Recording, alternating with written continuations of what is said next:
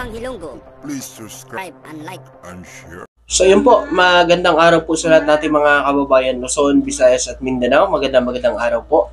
Yan, nandito na naman tayo muli, no? Trompang Ilonggo at siyempre sa ating mga OFW dyan. Magandang araw po sa inyo. Ayan, sa lahat nating OFW dyan, mapanuri po tayo. No? May mga lumalabas kasi ngayon sa social media, no?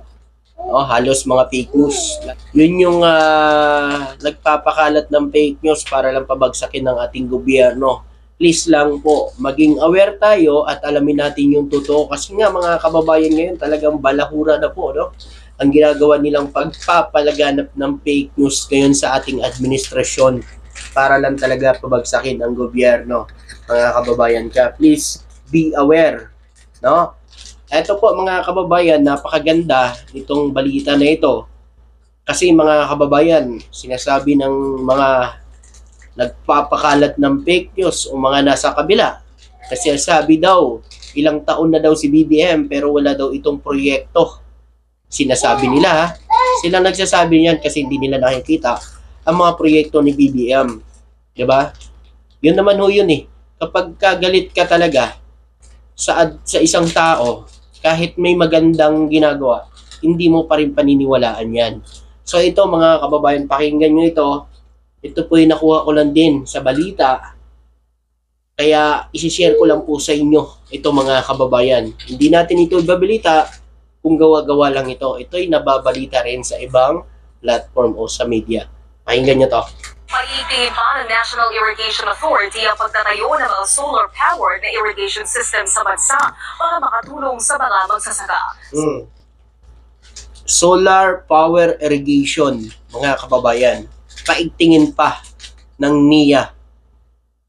So, palalawakin pa nila ito mga kababayan para talagang matulungan itong ating mga magsasaka. At siyempre siguro naman mga kababayan, yan ay utos ng ating Pangulong Bongbong Marcos na paigtingin pa ang pagtulong sa ating mga magsasaka. 'Di ba? So ang solar power irrigation, mga kababayan, makakatipid sila kasi hindi mo kailangan ng gasolina dito eh. Hindi mo kailangan ng gasolina dito mga kababayan. Oh. 'Di ba? Akala nila kasi ng mga nasa kabila, tahimik lang si BBM at walang ginagawa daw umano. Yun ang paniniwala nila. Kasi yun ho ang lumalabas sa bunganga na nagpapakalat ng fake news. Laging sinasabi, ilang taon na daw si BBM, walang nagagawa sa bansa, kasi ayaw nga nila paniwalaan itong mga kababayan. Tutuloy natin. Kung dati gasolina at diesel ang kailangan ng mga magsasaka para sa pagpapatubig sa mga pananim nila sa Batak City, Ilocos Norte, ngayon malaki na ang matitipid nila dahil solar-powered irrigation system project na ng National Irrigation Administration ang gamit nila. Yan, narinig nyo na. Kung dati, ginagamit nila gasolina, crudo. So ngayon, mga kababayan, solar na lang. So malaking matitipid nila. Malaki ang matitipid ng ating mga magsasaka. 'Di ba? Tapos sasabihin nyo, weak leader si BBM, walang nagagawa sa bansa. Pero itong mga nagagawa niya ngayon, ayaw nyong tingnan. Ayaw nyong paniwalaan. 'Di ba? Kaya nga sa lahat nating mga kababayan, kung may mga na-encounter tayo na mga tao na nagpapakalat ng fake news na walang nagagawa si BBM dito sa bansa, scroll nyo na yan. Kasi baka mamaya isa kayo sa mga mabiktima kasi kawawa kayo eh. Kayo ang nabibiktima. Yung mga nagpapakalat ng fake news, kawawa kasi itong mga nabibiktima nila mga kababayan. Kasi alam nyo kung bakit? 'Di ba? Na ano sila eh, naniniwala sila dun sa fake news. Sila ang mga biktima no nagpapakalat ng fake news mga kababayan. 'Di ba? Magagalit sila sa gobyerno kahit hindi naman totoo. 'Di ba? Nagagalit sila sa gobyerno. 'Di ba? Ngayon ganun na ginagawa nila eh. Ang iba nagseminar pa sa China para kunwari, no? Nagseminar pa sila sa China kung paano pabagsakin si BBM. 'Di ba? Tuloy natin. Kaya naman ang NIA, hihigitan pa ang 1,000 units na naitayo nila sa buong bansa. Pagmamalaki pa ng NIA, hindi lang makakatipid ang mga magsasaka, kundi mapapadali rin ang kanilang trabaho dahil programmable na ang irrigation system. Ibig sabihin, nakadepende sa tanim ng mga magsasaka ang ilalabas na tubig sa irigasyon. Aabot sa 15 hektaryang bukid ang kayang patubigan ng 1 unit ng nasabing irigasyon Gaano ba yan kalaking tulong sa ating mga magsasaka? na nagkakahalaga ng 7 milyong piso. Sa pamamagitan ng makabagong teknolohiya, tiniyak ng NIA na mapapababa ng mga magsasaka ang gastos sa produksyon kasabay ng pag-angat ng kanilang pambuhay sa bagong Pilipinas. Mula PBS Radyo Pilipinas, Ayun. Ayun na. Narinig nyo?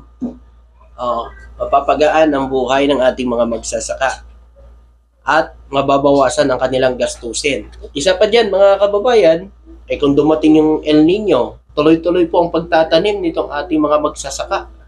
Tuloy-tuloy ang pagtatanim ng ating mga kababayan, ng mga magsasaka. Kahit mainit, kasi meron silang sapat na pagkukunan ng tubig. Diba? Mga kababayan, hindi ba ito malaking proyekto ng ating administrasyon?